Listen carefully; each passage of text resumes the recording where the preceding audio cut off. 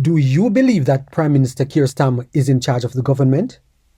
In this video, we look at the Fabian society and the impact that it has on Keir Starmer, the Labour government, and British society on a whole.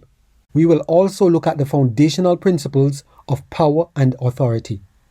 Before we get into the details, if you love diving into political issues and enjoy hearing a principled take on them, then hit the like button, share this video, and subscribe to join the conversation. It will help our channel reach a wider audience. The Fabian Society, which counts half the cabinet as its members, including the Prime Minister, and boasts every Labour PM has also been a member, has published pressing issues, full of arguments for regulation of the press.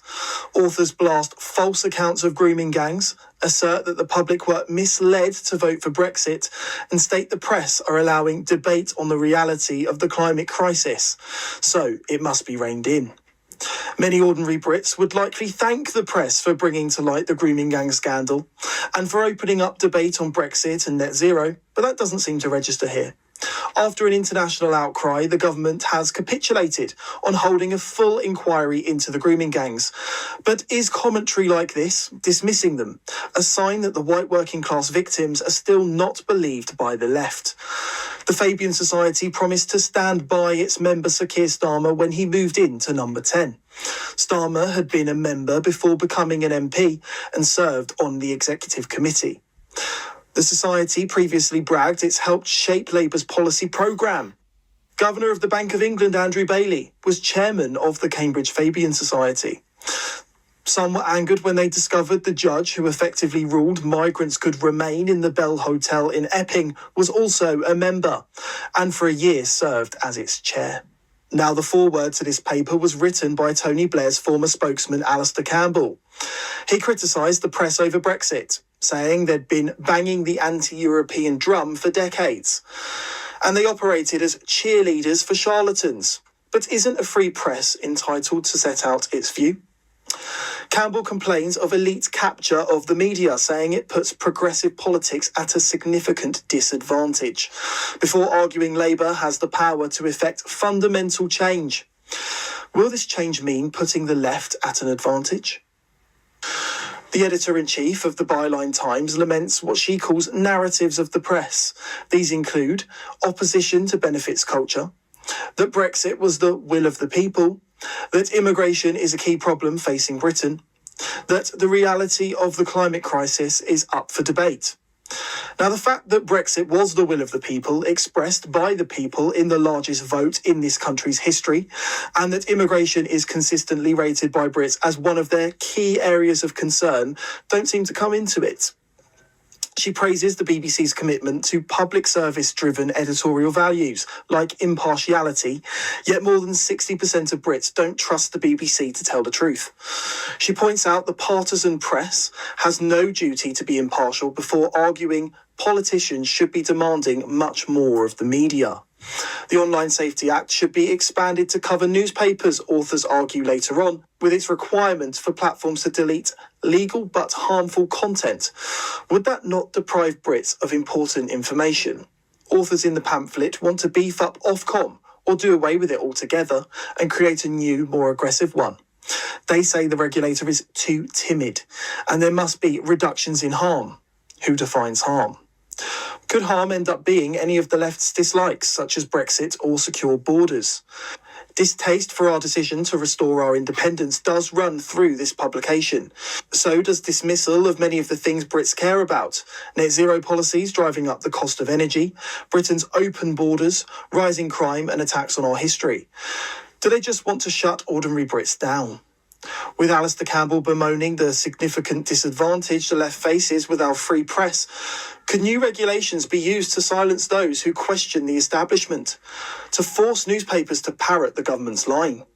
The Fabian Society says the opinions expressed in the publication are those of its authors individually and not of the society in general. But with its immense influence within Labour and over the Prime Minister, these arguments are likely to reflect the thinking of those around the cabinet table.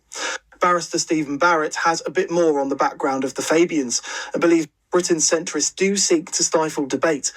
But as Brits look for alternatives to answer our problems, their influence will wane. So what is the Fabian Society and why should we be paying attention to what they're talking about? Well, the Fabian Society is a fascinating creature. It began in 1884. And it's widely believed that George Orwell wrote the novel 1984 as an example of what would happen after 100 years of the Fabians being in control and being active. So they've got a sort of sinister undercurrent. They come out of they have various splinter groups in the beginning. They have something called the Fellowship of the New Life, and that's very, I would say, puritanical. It's stoic. It believes in vegetarianism and pacifism, but that doesn't last very long. But they've got these sorts of deeply embedded ideas. There's an incredibly sinister video of George Bernard Shaw, who is a Fabian, calling for the killing of large numbers of people, and saying that he hoped in the future, every 5 years, every British citizen would have to go before a panel and justify why they should carry on living. I object to all punishment whatsoever.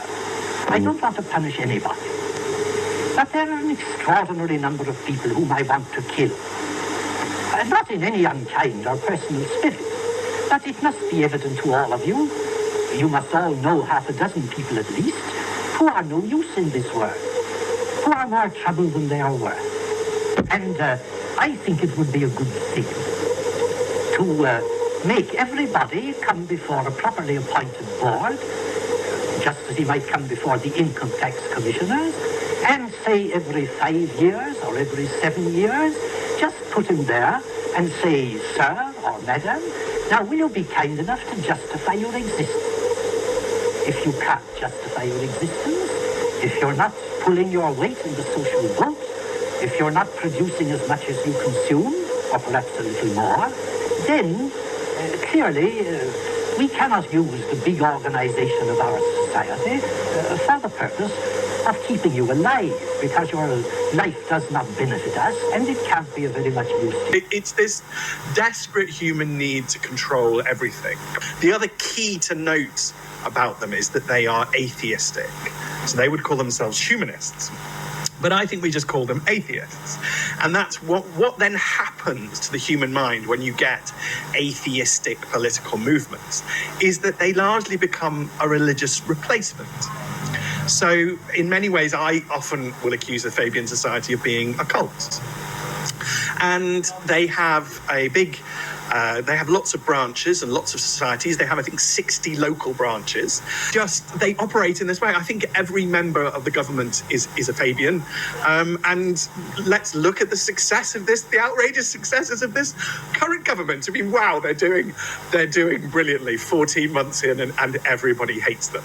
And society is largely collapsing. And I think everybody knows that we're heading towards an economic meltdown in November.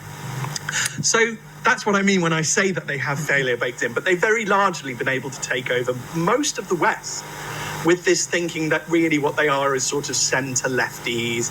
They mean well. They are, not dangerous. They're not going to do anything that's too disruptive. Well, I was just wondering, do you think that they're targeting the press? So it's this sort of, they were always in a doom loop. That's what I mean by baked in failure. Okay, they were always going to fail. You can tell when a leader is in charge. He speaks with authority without sounding authoritative. He takes responsibility, whether he has done something right or wrong. Sadly, none of these traits align with Starmer.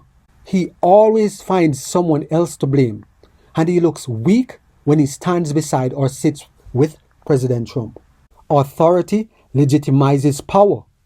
But when those who officially hold governmental authority do not grasp the weight and responsibility that comes with it, they allow power players who control decisions from behind the scenes to override their authority. As a result, the balance between authority and power falls out of place. The outcome brings leadership confusion, role confusion, and citizen frustration plus betrayal. So much has gone wrong under Keir Starmer's leadership. Every time he faces questions about each problem, he points to the Tories and now adds Reform UK as another target in his blame game. When you understand authority, you know what happens on your watch becomes your responsibility, no matter who held power or authority before. Who is telling Starmer what to do? It appears that unelected bureaucrats are running the show. Why do we vote for leaders if they do not make the decisions? Democracy dies in darkness is a slogan used by the Washington Post. It fits our current discussion because when you cannot see who runs the country, danger grows. Hidden figures make choices without accountability, especially when everything moves against your will and your nation. People want politicians they vote for to take charge, meaning the elected leader personally makes the final calls and cannot hide behind advisors or past governments. They want to know you will act in their best interests, meaning every policy and choice puts the citizens' needs, safety, and prosperity first, not foreign agendas or elite circles. Servant leadership places the needs of citizens first. True leaders accept full ownership of outcomes on their watch and place public service above personal gain or external influence.